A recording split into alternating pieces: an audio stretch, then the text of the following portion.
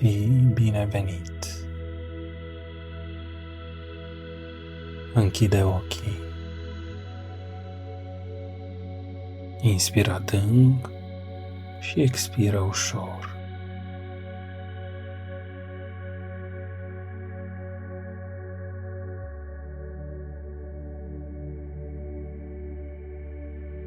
Simte cum, cu fiecare respirație, te așezi în tine. Inspiră și expiră.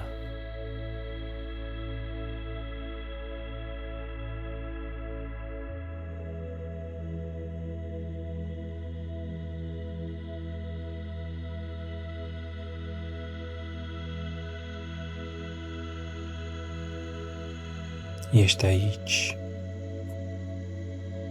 Este locul tău sigur. Lumea rămâne în afară.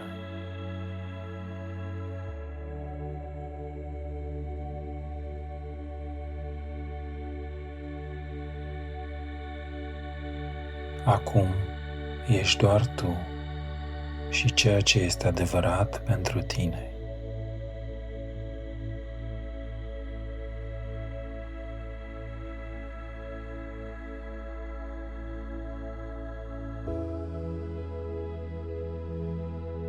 Inspiră adânc și expiră ușor.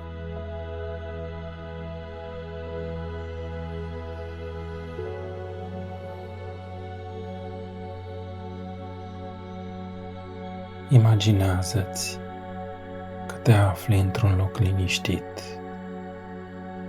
În fața ta se întinde o vie mare, verde, plină de viață.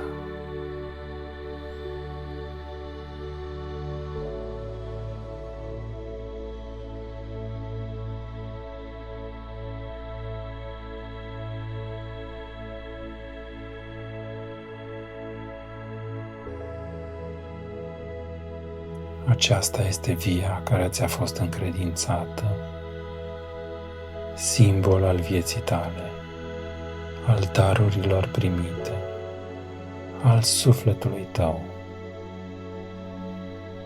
Tu ești lucrătorul. Ai primit timpul, sănătatea, iubirea, chemările, ocaziile. Totul ți-a fost dat cu încredere.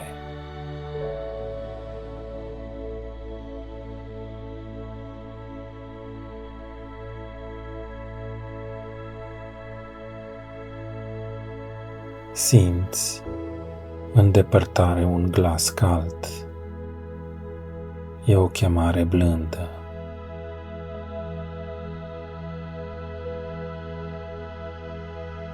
Glasul te întreabă: unde sunt roadele sufletului tău? Ce ai făcut cu darurile primite?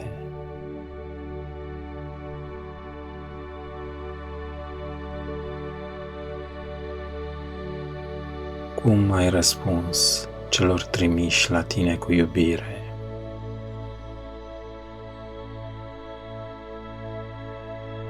Respiră adânc.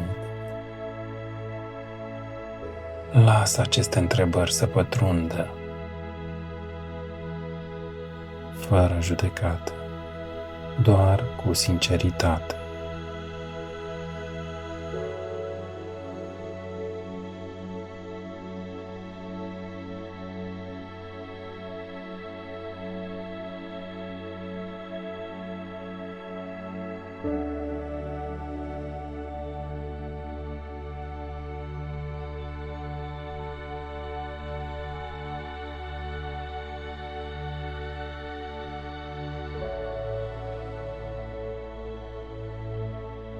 Într-un colț al viei zărește o figură luminoasă.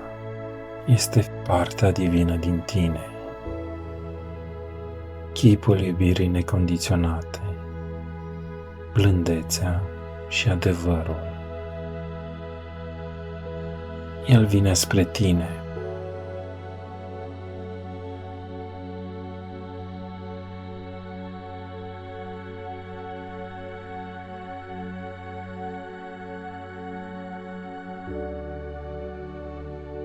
Îți oferă un ciorchine de struguri,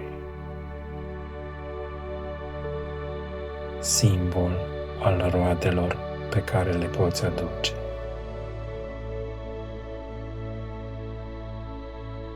Îți spune: via nu este doar o responsabilitate, este locul tău de transformare. Este darul și chemarea ta. Privește-l, primește-l.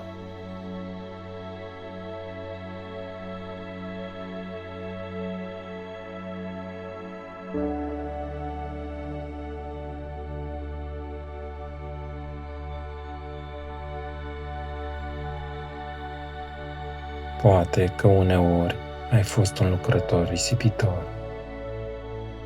Poate ai uitat, ai respins, ai amânat. Dar acum alegi altfel. Alegi să răspunzi. Alegi să cultivi via din tine cu iubire, răbdare, credință și iertare. Spune în gând: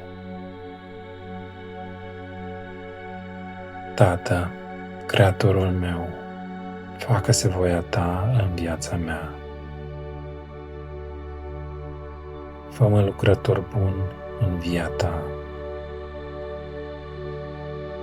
și ajută-mă să dau rod din darul primit.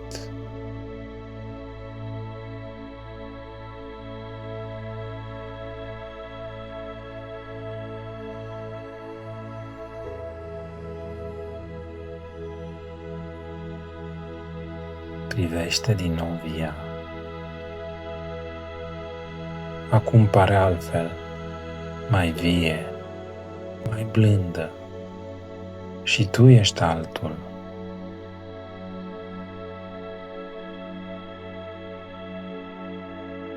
Ești lucrătorul care a primit și a înțeles.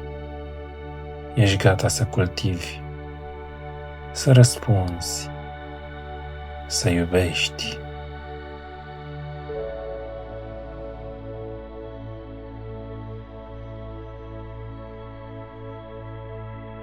Inspiră adânc.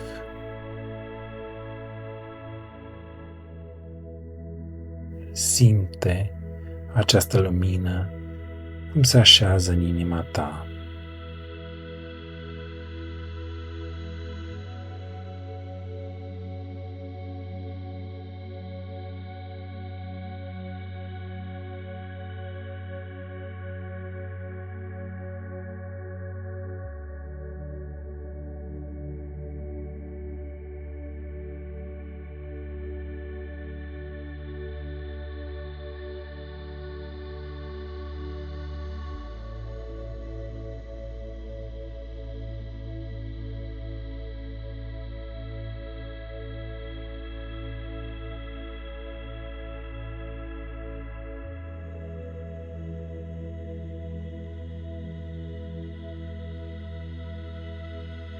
Când ești gata, revină ușor în corpul tău.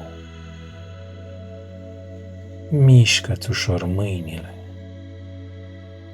capul, picioarele. Deschide ochii. Amintește-ți, viața a fost dată nu ca o povară, ci ca o binecuvântare. Ai ales să lucrezi și deja primele roade se coc în tăcere. Îți mulțumesc că ai călătorit cu mine. Pe data viitoare.